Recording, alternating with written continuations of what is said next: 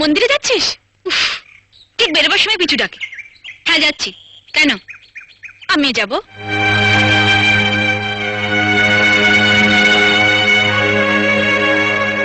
এইভাবে যাবে?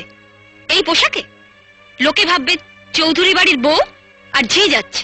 মানে আমার এই শাড়িটার দাম 2000 টাকা, আর তুমি এরকম একটা সস্তার শাড়ি পরে মন্দিরে যাবে, তাও আবার আমার সাথে? তোমার মান সম্মান না থাকতে পারে, কিন্তু আমার আছে। ও এই কথা। তুই দাঁড়া, আমি এক্ষুনি শাড়িটা বদলে আসছি। এটা ধর।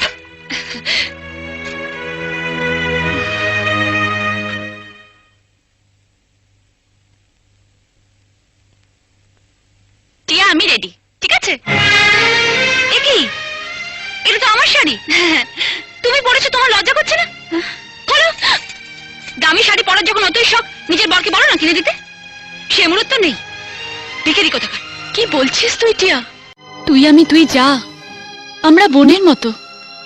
তোর শাড়ি আমি পরবো, আমার শাড়ি তুই পরবি, এটাই তো স্বাভাবিক। থাক দিদি, অনেক হয়েছে।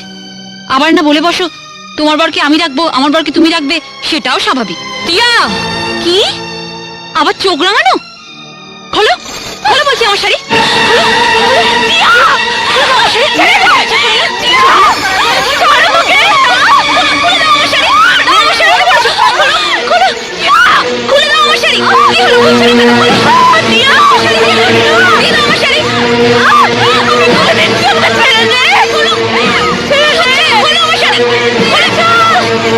আমি